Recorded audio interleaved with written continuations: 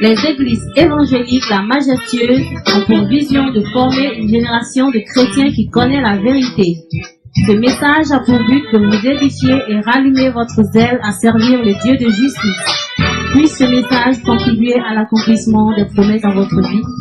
Bonne écoute et Dieu vous bénisse.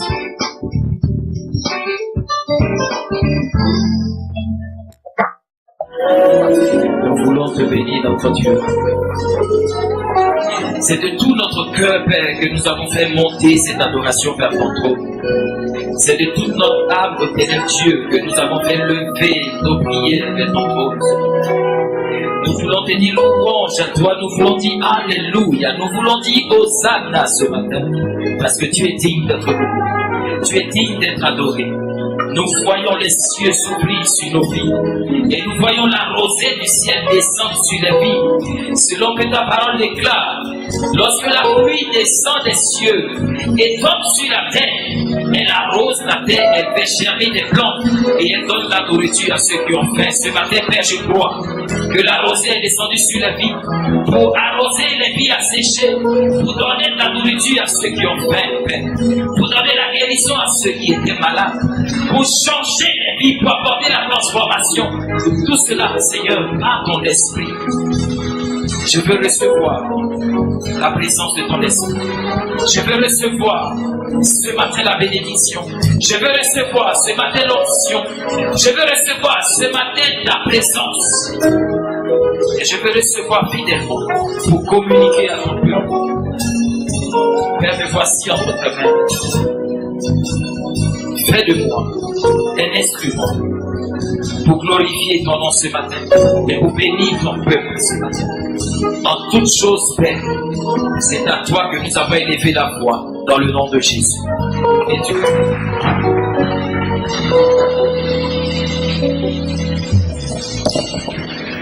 Que Dieu vous bénisse. On va adorer encore Dieu tout à l'heure. Alléluia. Gloire à Dieu. Soyez bénis au nom de Jésus. Dis à ton voisin, tu es béni. Alléluia. Écoutez, il y a quelque temps, je parlais avec mon dernier fils. Et comme il arrive à tous les enfants, il me dit, je ne vais pas manger des tomates. Et puis je lui ai dit, pourquoi tu ne veux pas manger des tomates? Il me dit, j'aime pas la tomate. Alors que j'ai envie de lui faire manger la tomate. Donc qu'est-ce que je peux lui dire pour l'emmener à manger, sachant qu'il ne veut pas de lui-même? Alors je lui demande, tu n'as pas envie de grandir? Il dit, si, je vais grandir comme toi.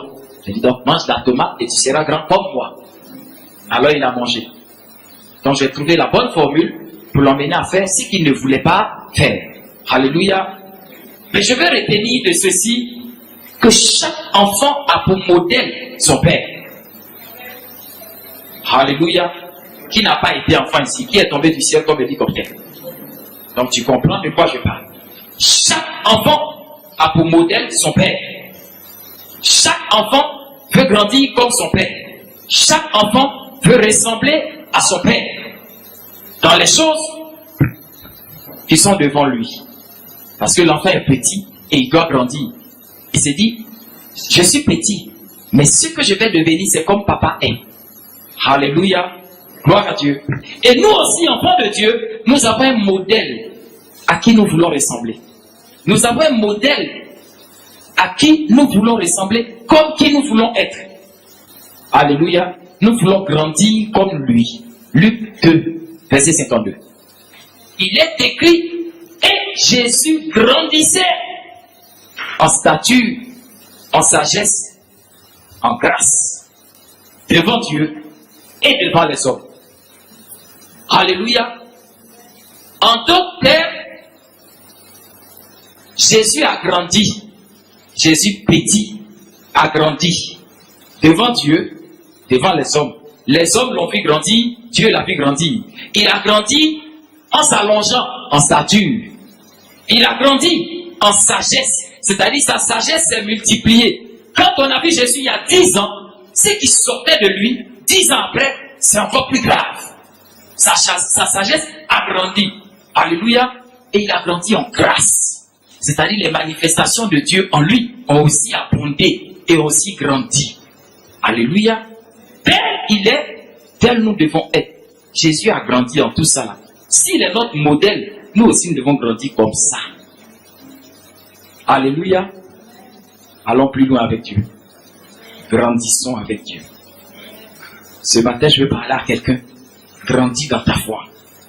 Grandis dans ta communion avec Dieu. En d'autres mots, grandis. Dis à ton voisin, grandis.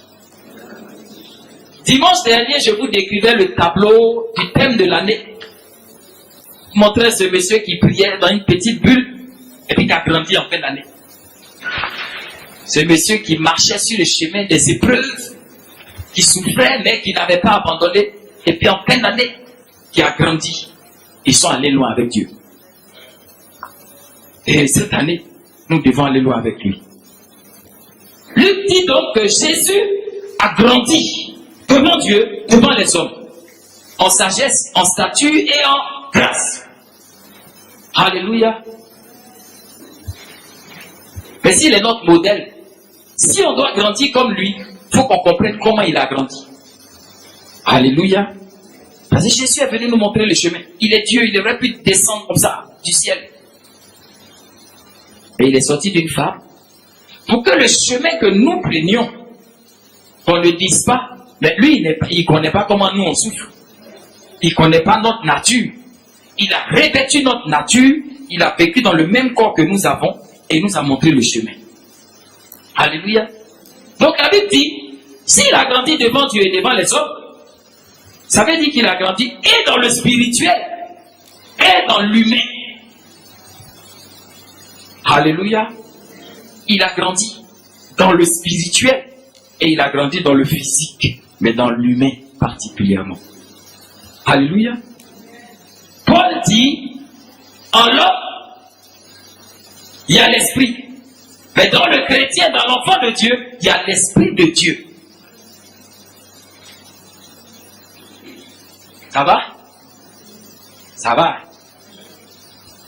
Dans l'homme, quand Dieu a créé l'homme, il a pris la terre rouge. Adam, Edom, rouge comme terre. C'est ça qu'on appelait Adam. Dieu a pris la terre rouge, il a fait comme pâte à modeler. Il a modélé l'homme, mais l'homme ne vivait pas. C'est une forme, une masse qui est là, de terre rouge. Et David dit, Dieu a soufflé dans cette pâte à modeler, dans cette terre rouge, dans Adam. Il a soufflé quoi? Un esprit. Il a soufflé l'esprit qui donne la vie. C'est l'esprit qui vivifie.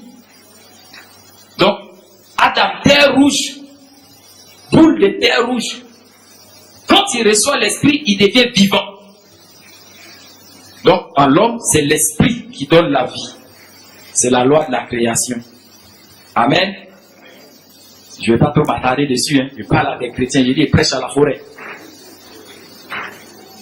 Donc, Adam, rouge, reçoit l'esprit et il devient vivant. C'est ce qui caractérise l'homme. C'est pour cela qu'à la fin aussi de sa vie, la façon dont Dieu a soufflé, il aspire aussi. Donc, quand il reprend son souffle, rouge, retourne à la poussière rouge. Amen. Donc, en l'homme, c'est l'esprit. Maintenant, dans l'enfant de Dieu, Paul dit, l'enfant de Dieu, il est d'abord l'homme. Avant de devenir chrétien, là, tu es l'homme. Tu as faim, tu as soif, tu cours, tu transpires, tu as chaud, tout ça. Tu es l'homme. Tu as l'esprit qui donne la vie. Mais, Paul dit, l'esprit naturel qu'on a reçu comme Adam, il nous fait connaître les choses de l'homme. C'est par cet esprit que, quand je veux marcher, je sais qu'il faut faire un pas. Ce serait ridicule, un gars, imaginez un matin quelqu'un qui sort de chez lui et puis qui fait comme ça pour aller au travail. Si, par les lois de la vie, le déplacement se fait par la marche. Amen. C'est l'esprit qui commande ça. Amen. Donc, quand tu étais païen, tu vivais les choses que l'esprit de l'homme t'amène à faire. Quand tu deviens chrétien, je vais te faire une démonstration simplement d'arriver à mon terme de grandir. Quand tu deviens chrétien, la vie chrétienne dictée par l'esprit de Jésus-Christ n'annule pas la loi de la vie de l'esprit. Sinon, tu serais mort. Donc, il y a toujours l'esprit de l'homme qui fait que, chrétiens comme païens, vous deux, vous avez faim. Si vous deux, on vous met au soleil, vous allez transpirer. Parce que les choses de l'homme sont manifestes. Transpirer, il fait chaud, on transpire. Si vous deux, on vous met en hiver à moins 2 degrés, à moins 4 degrés, vous deux, vous allez avoir froid. Parce que c'est les choses de l'homme. C'est pour ça Paul dit, nous avons reçu l'esprit de l'homme qui parle des choses de l'homme, qui connaît les choses de l'homme. Amen. C'est pour cela que des fois, on prie mal. Amen. Qui, depuis qu'il est chrétien, quand il a faim, il prie et puis il est rassasié. Je ne parle pas de jeûne. C'est-à-dire que ton corps d'homme dit j'ai faim, ton ventre commence à faire gargouillis. Et puis tu pries. Oh merci Seigneur parce que tu arrêtes cette faim au nom de Jésus. Qui a fait ça? On va aller à la maison. Je vais déposer le micro. Parce que c'est pas comme ça que Dieu a créé l'homme. D'ailleurs, Jésus, quand il vient et qu'il parle que les pharisiens sont en train de s'embrouiller là, il dit, vous parlez au sujet de manger, payez, mangez, vous vous plaignez. Hey, le ventre que Dieu a créé là, c'est pour qu'on mette nourriture dedans. Le ventre, c'est pour la nourriture c'est pour le ventre. Dieu appelle l'un comme les autres. C'est comme ça. Nourriture là, c'est pas pour mettre ailleurs. C'est pour mettre dans le ventre. Donc que je mange, que je ne mange pas, où est votre problème? Vous mangez, et Dieu nous a créé tous pour qu'on mange. Alléluia. Gloire à Dieu. Donc si un enfant de Dieu ne comprend pas ces choses, il va faire de fausses prières. Parce que quand on prie mal, on attend. D'abord quand on prie, on attend réponse. Mais si on prie mal, la réponse ne viendra pas, mais on attendra quand même. Et après on s'étonne. Mais je demande à Dieu depuis des années, je prie et Dieu n'envoie pas. Alléluia. Ça c'est un chrétien qui reste né. Il ne grandit pas. Alléluia. Jésus grandissait en stature, c'est-à-dire il s'allongeait. Quand bébé naît, il fait 45 cm, bien 50 cm, mais il s'allonge. Et puis il y a des changements physiques. Au début, on le prend, on le soulève. Un matin, on le fait asseoir. On se met derrière lui. Un autre matin, on quitte derrière lui, sur lui s'assoit. Un matin, il rentre sur le ventre. Il y a eu beaucoup de bébés. Si vos parents vous disaient que moi, vous avez fait 4 pattes, il y a trop de modèles. Moi, dans ma maison, il y avait un modèle là. Oh. Il y a frère 4 pattes. Mais ma chérie, c'était comme crabe. Ouais. C'est qu'un seul se déplace. Samy a fait pour lui. Amen. Et puis, il y a Loïc. Où est Loïc? Il a marché à 7 mois. Il était pressé. 4 pattes, un matin, il s'est levé et puis il court 7 mois. Au point où, même Élie, eux tous ont marché à 7 mois. Le jeune patriote. Il avait 7 mois, il ne marchait pas encore. Et j'ai une amie, on s'est retrouvé à la maison, tu lui as dit, mais toi là, tous tes grands frères ont marché à 7 mois. Tu es en train d'aller avoir 8 mois, tu ne marches pas. On a parlé à 15 heures, et puis on était distrait à 19 heures. Et quand c'est levé, il a levé les mains comme ça. On a surnommé le jeune patriote. Il marchait les mains levées. Il a marché de 19 heures, il ne voulait plus s'arrêter. Il a marché à 7 mois. Il n'a pas attendu que 8 mois arrivent. Amen. Changement physique. Parce que c'est comme ça que Dieu a fait l'homme. Après, il a commencé à grandir. Comme chacun de nous. Tu as 1 an, tu as 2 ans, tu as 3 ans. Donc Jésus aussi a évolué comme ça. Parce qu'il est venu nous montrer comment les choses doivent être. Alléluia. Tel il est, tel on doit être. Gloire à Dieu. C'est pour cela que quand vous avez un enfant qui sort du ventre de sa maman, on le fait asseoir. On reste derrière lui. Mais depuis 10 mois, il est assis, il ne bouge pas.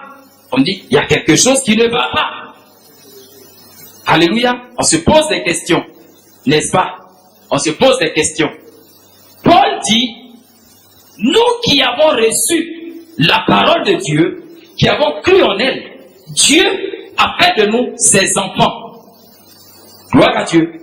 Parce que nous sommes nés de l'esprit. C'est ce que Jésus expliquait à Nicodème. Il disait à Nicodème, si un homme ne